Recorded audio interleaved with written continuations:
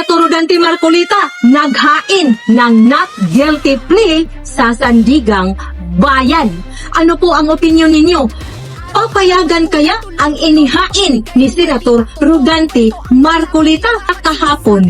Ay, nabalitaan natin na nakalabas na po si dating Senador Bong Revilla. Nakapagpiyansa po si Bong Revilla ng 1 million pesos.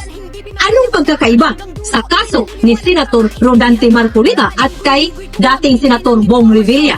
Ang pagkakaiba lang ay si dating Senator Bong Revilla ay involved po sa di umano flood control projects anomalies. Kaya kinakasuhan po siya. Senator Rodante Marcolita ay plunder din, pero hindi po ito involved sa napakalaking nakawan di umano sa flood control projects anomalies. Pero bakit parang selective justice po ito?